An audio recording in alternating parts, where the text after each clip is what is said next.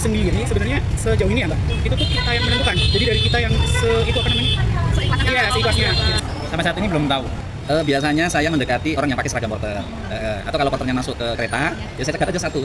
Saya bilang misalnya, oh ini saya punya tas 2, dibawakan sampai keluar berapa?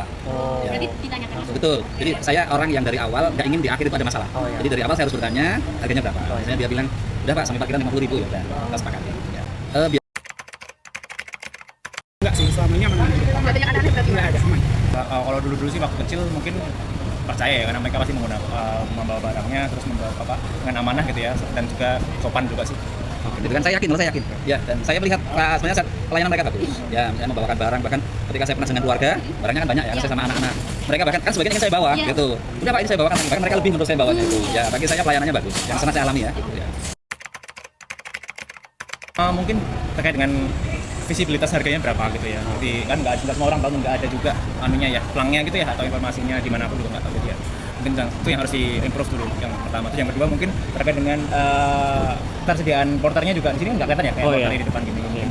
Tempat-tempatnya mereka. Tempat-tempatnya. Yang ketiga tentunya adalah standar SOP dari porter itu kayak gimana? Ya, porter ini menurut saya kan apa ya, tenaga kerja yang tidak pasti ya. Ya, mereka berseragam tapi gajinya tidak jelas secara bulanannya. Karena mereka hanya dapat gaji kalau ada penumpang yang menggunakan jasa mereka. Nah, itu. Menurut saya mungkin akan lebih bagus kalau itu mereka direkrut oleh KAI, dijadikan sebagai memang pelayan penumpang. Itu, pelayan penumpang. Jadi penumpang yang misalnya butuh pelayanan porter, ya porter ini seperti memang bagian dari KAI gitu. Kalau seperti hari ini menurut saya masih kasihan karena mereka nggak jelas. Ya, nggak jelas sebagai apa ya. Walaupun mereka pakai seragam kan, maaf ya, di sini kan nggak jelas ya. Gitu. Makanya biasanya teman-teman kita itu kalau porter biasanya berapapun kata mereka kita turuti gitu ya. Kadang diturutikan karena ya porter ini menurut saya kan apa ya, tenaga kerja yang tidak pasti ya. Ya, mereka berseragam tapi gajinya tidak jelas secara bulanannya. Karena mereka hanya dapat gaji kalau ada penumpang yang menggunakan jasa mereka. Nah, itu. Menurut Tentu ya, seperti apa yang saya sarankan tadi, 1, 2, 3 itu sebenarnya berujung pada transparansi dan improvement terus. Tentunya ya pasti harusnya ada buat kayak personilnya, orang-orangnya, terus dari tarifnya juga harusnya lebih diperjelas lagi biar ada kejelasan juga buat dari si penyedia jasanya dengan konsumennya gitu. Kan lebih bagus kalau ada aplikasi porter. Jadi misalnya supaya tidak berebut porter itu, kalau saya di pasar Senen ya atau di Jatinegara Jakarta lah, itu kan porternya sampai ngejar kereta, kereta masih jalan, masuk rebutan. Kenapa sih nggak ada aplikasi ketika penumpang mau turun siapa yang butuh porter? Nah, gitu. Siapa yang butuh porter? Tinggal dia download aja atau masuk sub dari KAI, sehingga porter ini tahu bahwa di gerbong berapa penumpang yang butuh porter. Itu menurut saya lebih bagus ada aplikasi porter. Gimana? Lebih tersistem. Betul gitu. Apalagi kalau di situ sudah langsung ada biayanya, kalau sampai parkiran berapa gitu. Daripada mereka kan ngejar kereta nggak mesti dapat loh itu, yang seperti di Jatinegara itu. Ya apalagi kereta berhenti sebentar, mereka ngejar kereta, begitu dibuka langsung loncat masuk ke dalam rebutan penumpang, belum tentu dapat gitu. Nah, itu menurut saya kurang memanusiakan. Kalau ada sistem yang terintegrasi di KAI atau mungkin sistem tersendiri yang dibikinkan sederhana aja lah, penumpang bisa download sehingga lebih bagus. Pastinya bagus ya Mbak, soalnya kan jadi lebih transparan, lebih jelas juga buat tarif-tarifnya, buat mungkin bisa jadi lapangan pekerjaan baru buat masyarakat sekitar sini biar lebih kayak zaman dulu kan Gojek masih jarang ya, sekarang karena adanya Gojek online jadi kan semakin banyak masyarakat yang beralih gitu. Mungkin ini bisa jadi salah satunya sih kalau memang bisa jadi online seperti itu. Itu bakal ngebantu banget sih. Masuk yang setuju, lebih memanusiakan daripada porternya lari. Siapa? Ini ada mari. Bisa banget, itu sangat visible sih dan bisa membantu banget sih. Kayak misalkan jadi Gojeknya atau Grabnya gitu.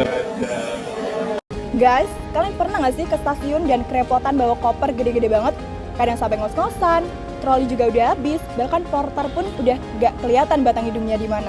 Padahal sekarang sudah ada aplikasi e-porter untuk memudahkan kita memesan porter lewat aplikasi. Dan sekarang kita akan terjun ke lapangan untuk melihat reaksi orang-orang mengenai aplikasi e-porter ini. Oke, let's go! Let's go!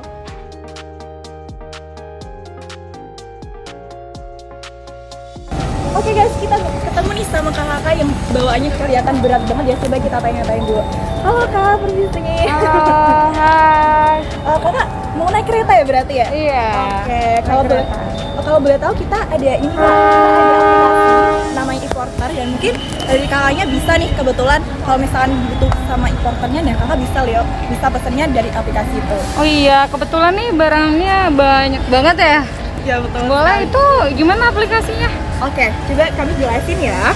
Jadi namanya e-porter kak. Nah, kakak bisa pesan e-porter dari HP. Nanti ada petugas datang bantuin angkat barang.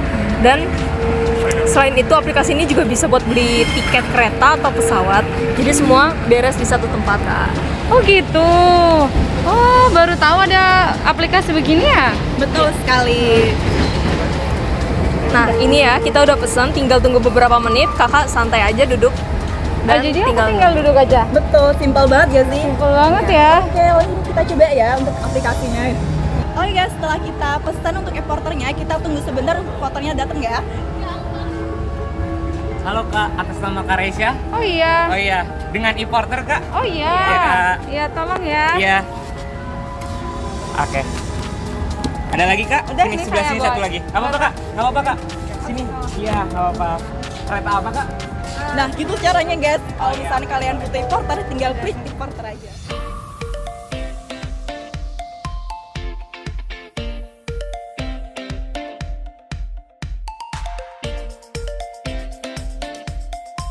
Kak, mau tanya dong, tadi kakaknya pakai jasa apa ya? Oh, saya pakai aplikasi e-porter. Oh, e-porter. Udah Itu tahu belum? belum tahu, itu nama aplikasinya apa, Kak? Itu saya juga tadi ditanyain, Oh, iya. ditawarin sama kakak-kakak tadi pakai aplikasi porter. Kebetulan saya punya banyak banget bawaan. Oh, iya. Mau pulang kan.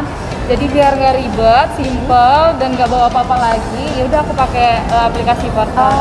Wah, menarik banget ya aplikasinya. Iya, jadi udah dijemput, diambil, dibawain sampai ke dalam. Wah, mudah banget nih. Kayaknya kita harus download nih. Ya, kayaknya kita harus download sih. Testimoninya berarti oke ya, Kak ya, Iya, sejauh oke ini. banget. Oh iya, makasih deh kalau gitu ya, Kak. Nah, itu tadi guys, daripada kita pusing cari troli dan kita berat bawa barang kita, mending kita buka aplikasi e-porter dan kita tinggal pesan lewat aplikasi e-porter. E-porter, Memudahkan kita. biar urusanmu tenang.